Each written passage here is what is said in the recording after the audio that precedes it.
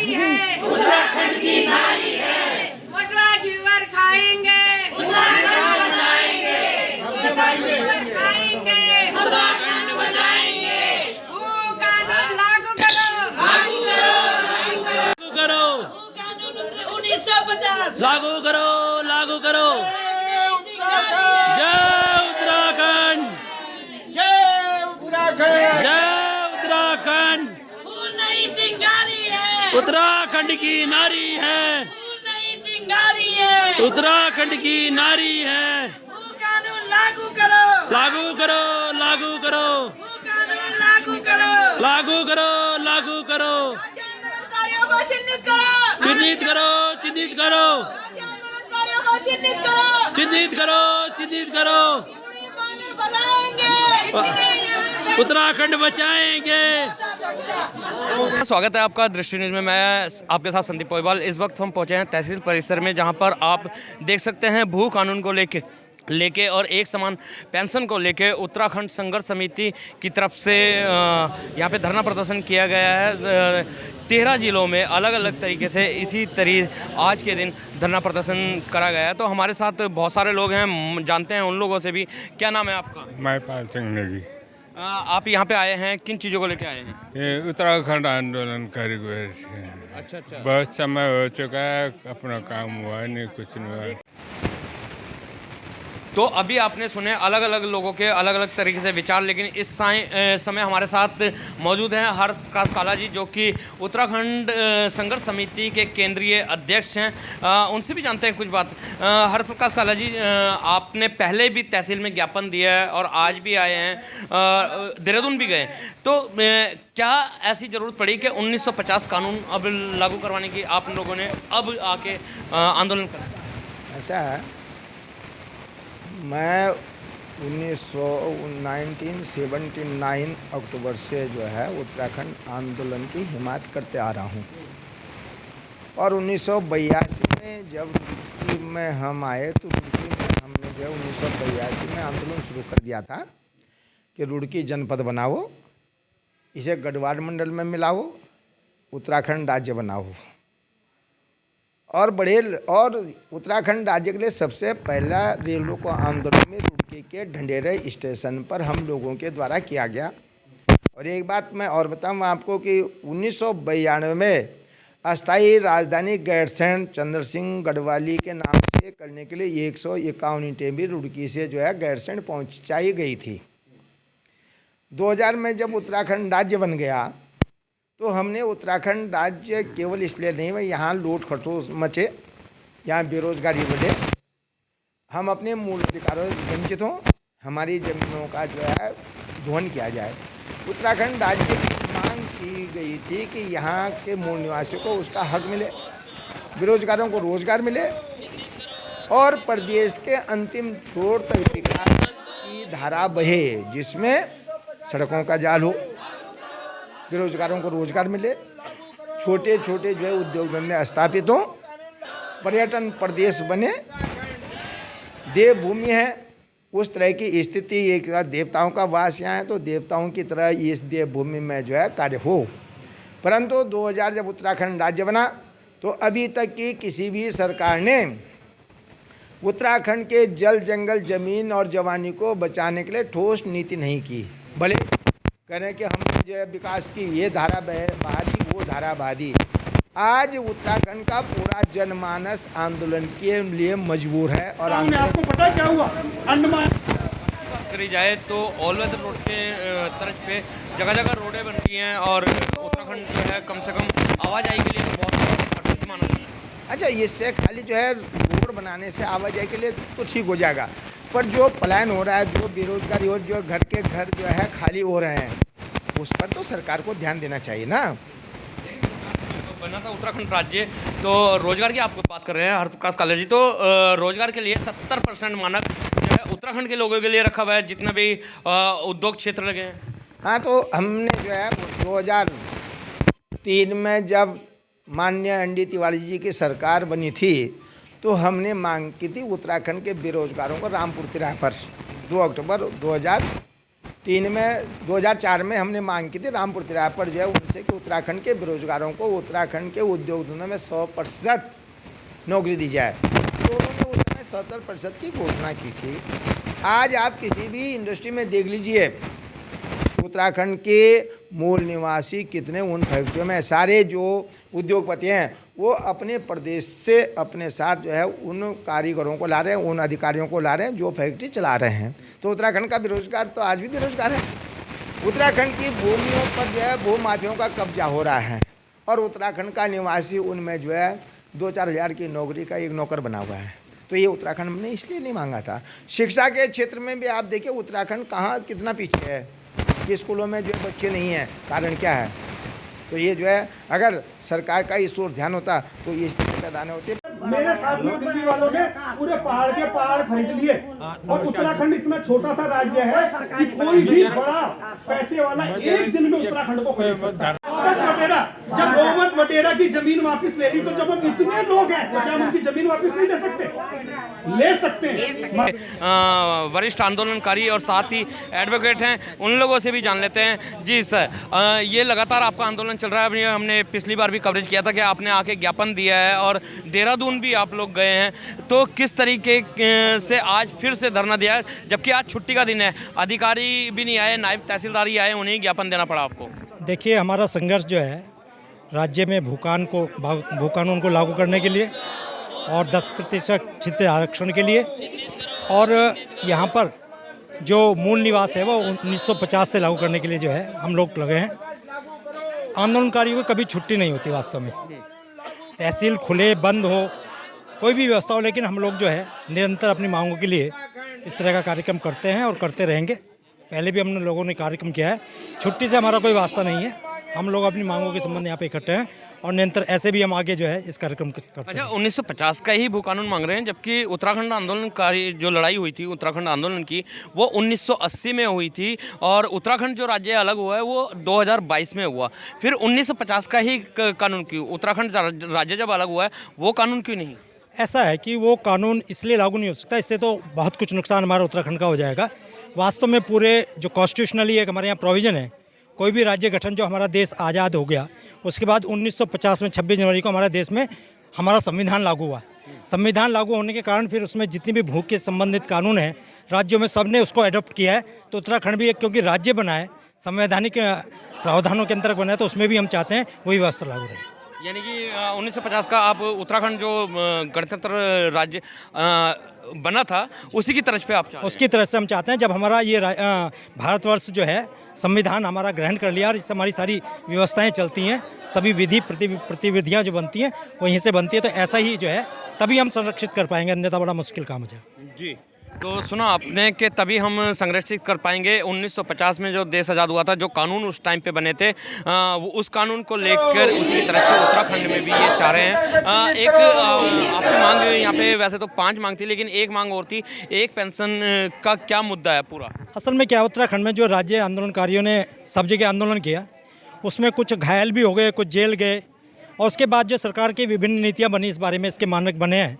लेकिन हमारा कहना है कि इससे वेरिएशन आ गया और आंदोलनकारी के बीच में आपस में एक दूसरे के प्रति जो है ये फूट का भी प्रभाव हो गया कि कुछ लोगों को जहाँ 4500 पेंशन मिल रही है, कहीं 6 मिल रही है, कहीं 10 मिल रही है। इस तरह से एक जो है ये आपस में आंदोलनकारी इसमें एकत्र नहीं हो पाते, विभिन्न मांगों के कारण से जो है अगर मंच बन जाते हैं और उससे हमारी शक्ति जो है वो प्रबल नहीं रह पाती, कमज़ोर होते हैं। इसलिए हम चाहते हैं कि आंदोलन में एक मानक स्पष्ट रूप में जो है तो एक नीति बने, एक रीति बने, उस आधार पर जो हम लोगों को पेंशन समानता का आधार दिया जाए। पेंशन के लिए बोला एक नीति एक रीति बने।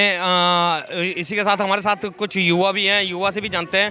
उत्तराखंड आंदोलन की अगर तो हम बात करें, जो ये वरिष्ठ आंदोलनकारी है ये तो यहाँ पे आए हुए हैं, लेकिन आप युवा हैं, आप क्या सोच के यहाँ पे आए हैं?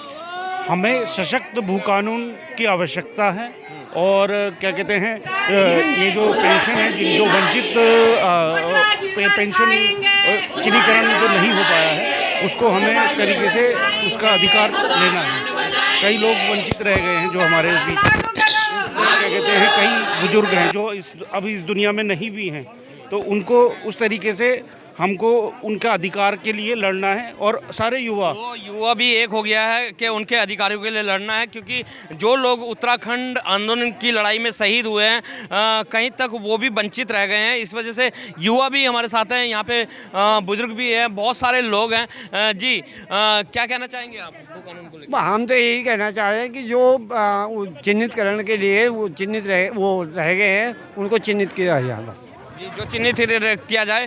थोड़ा सा आगे आए हैं, हमारे साथ महिलाएं हैं, बहुत सारी महिलाओं से भी हम बात करवाते हैं, क्योंकि महिलाएं जो हैं वो घर का चूल्हा चौका छोड़ के यहाँ पे आई हुई हैं, उनसे भी बात करवा देते हैं। जी माता जी, इतनी ठंड हो रही है और आप यहाँ पे पहुँचे हैं। हम अपने अधिकारों के लिए आए हैं भैया। पहले तो आपके चैनल को बहुत बहुत धन्यवाद करती हूँ।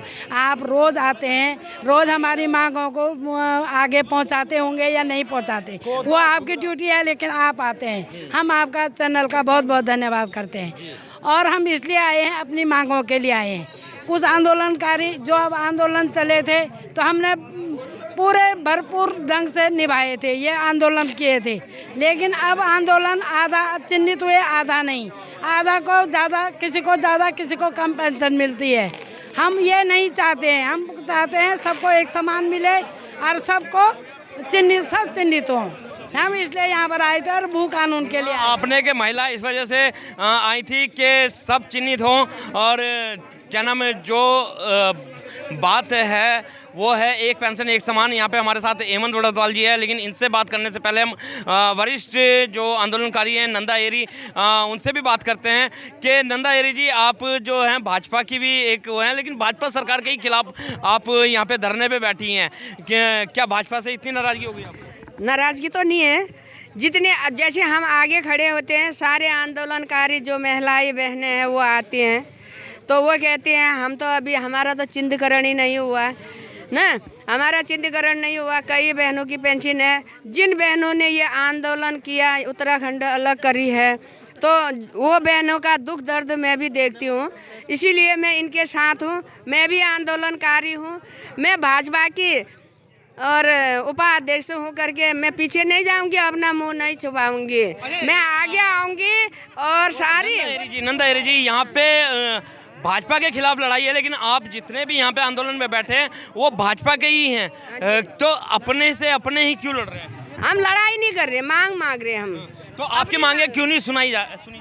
अभी जब मांग इसलिए आए हैं, अभी सुनी जाएगी मांग, होगा इसमें अब कहीं कमी होगी तो इसलिए ये आवाज़ नहीं पहुंच रही होगी वहाँ तक, हमारी सरकार तक नहीं पहुंची होगी। मांग क्यों नहीं पूरी होगी? कैसी कैसी मांग पूरी करी है, मांग पूरी हो जाएगी। तो इन्हें विश्वास है कि सरकार इनकी मांग पूरी करेगी। हेमंत बड़ौतवाल जी हमारे साथ। हेमंत बड़ौतवाल जी, अभी जो 1950 का आप कानून मांग रहे हैं, लेकिन 1980 में लड़ाई लड़ी गई थी उत्तराखंड की, और उसके बाद 2000 में उत्तराखंड जो है अलग हुआ था, फिर 1950 का ही कानून।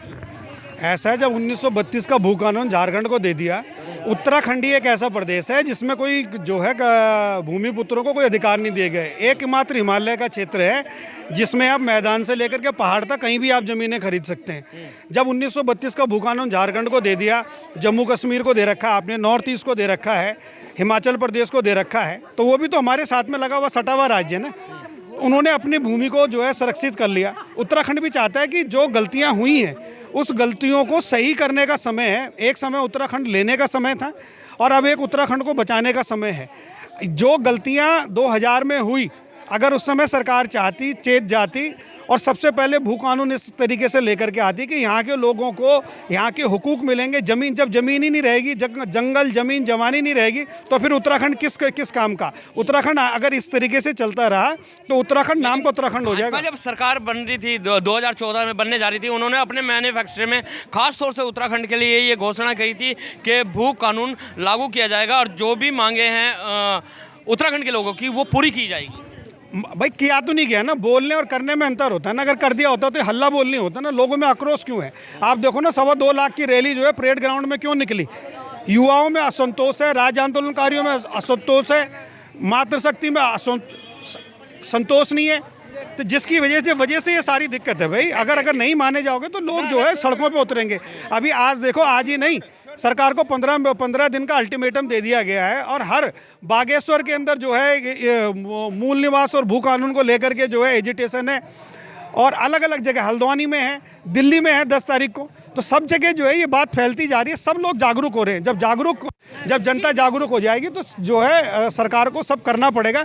जब इनसे क्या नाम है राजीव गांधी के जो दामाद हैं उनसे वडेरा से ज़मीन ले ली गई, तो 2000 में तो ज़मीन उत्तराखंड के लोगों से छीन ली गई, माफियाओं ने काबिज हो गए, तो उनसे भी ज़मीन ली जा सकती है। देर हो सकती है मगर काम अगर सरकार चाहे तो कुछ भी हो सकता, करना चाहिए। देर हो सकती है लेकिन सरकार चाहे तो कुछ भी हो सकता है। हमारे साथ यहाँ पे 2 जने और भी हैं, हेमा रावल जो कि बहुत ही जागरूक रहती हैं इन चीज़ों को लेके, और उत्तराखंड के जो निवासी हैं उनको लेके इनकी चिंता इतनी है कि बहुत दूर से हमारे बीच में आई हैं। हेमा रावल जी, इतनी ठंड में आप यहाँ पे आए हैं और इस धरने में बैठे हैं, क्या सोच रहे हैं आप इस चीज़? और रही ठंड की बात, अपने उत्तराखंड के लिए तो अगर जान भी देनी पड़े वो भी मैं पीछे नहीं हटूँगी। और हमारी जो मांग है ठंड में यहाँ आने का, आज कारण आपने पूछा, भू कानून है 1950, वो माननीय मुख्यमंत्री जी ने 2021 में खट्टी माह में अपने भाषण में ये बात बोली थी। अब तक वो मांग पूरी नहीं हो पाई है, तो मैं तो माननीय मुख्यमंत्री जी से कहूँगी कि ये मांगें पूरी कर दे चुनावों से पहले। हम चाहते हैं कि जैसे अभी परसों हम लोग सुन रहे थे कि वो कह रहे थे अगले साल तक अगले साल हम इस कानून को लागू करेंगे। मैं चाहती हूँ कि अगले साल क्यों, अभी करो, आज करो। जो हम लोगों ने एक नारा बनाया, अभी करो, आज करो। और दूसरी बात, अभी हम लोग बागेश्वर में उत्तरायणी का मेला लगता है कुमाऊँ में, उसमें भी बहुत तगड़ी हमारी रैली होने वाली है। तो यहाँ पे हमारे साथ राकेश चौहान जी भी हैं जो कि युवा है, युवा से भी जान लेते हैं। राकेश चौहान जी, आंदोलनकारी जो हैं उनका तो एक बार को समझ में आता है, लेकिन आप युवा हैं, आपको क्या ज़रूरत है भू कानून की? देखो, हमारे जो बुजुर्ग लोग थे उन्होंने जो उत्तराखंड आंदोलन की लड़ाई लड़ी, ये आंदोलन जलियांवाला बाग प्रकरण से बड़ा आंदोलन रहा। और आपने ये देखा होगा कहीं माँ बहनों ने इसके लिए अपनी शहादत दी, अपने प्राणों को निछावर कर दिया। हम उनकी जो पीढ़ी है और उन्होंने जो लड़ाई लड़ी थी हमारे अधिकारों के लिए लड़ी थी कि आने वाली पीढ़ी सचेत रहे और सक्रिय रहे, आने वाले पीढ़ी का भविष्य सुरक्षित रहे। लेकिन हुआ क्या, आज जिन अधिकारों के लिए हमारे बड़े बुजुर्गों ने लड़ाई लड़ी थी, आज वो लड़ाई आप देख रहे हैं, हमारे जो मूल अधिकार है वो हमसे छीन लिए गए हैं। भू माफियाओं ने उत्तराखंड की ज़मीनों को पर कब्जा कर रखा है। तरह तरह के अत्याचार आप देख रहे हैं। मोदी जी नारा देते हैं बेटी बचाओ बेटी पढ़ाओ, आज हम उत्तराखंड में बेटी ही सुरक्षित नहीं है। तो उत्तराखंड में कुछ भी सुरक्षित नहीं है। जल सुरक्षित नहीं है, जंगल सुरक्षित नहीं है, भूमि सुरक्षित नहीं है, इंसान सुरक्षित नहीं है। जब कुछ भी सुरक्षित नहीं है तो भाई इन लोगों ने जो कुर्बानियाँ दी ये तो नाजायज़ बेकार होगी। तो हम उन्हीं मांगों के लिए जो हमारे बुजुर्गों ने जो लड़ाइयाँ लड़ी थी उन्हीं के लिए हम आगे आए हैं और उनके साथ संघर्षरत रहेंगे और कंधा से कंधा मिलाकर उनके साथ हम आगे बढ़ेंगे। तो सुना, उत्तराखंड आंदोलन में जिन्होंने कंधे से कंधा मिला के साथ रहा, युवा भी उनके साथ ही है। तो इसी तरीके की खबरें देखने के लिए बने रहिए दृष्टि न्यूज़ में। जब तक के लिए दीजिए इजाज़त। जय हिंद, जय भारत, जय उत्तराखंड।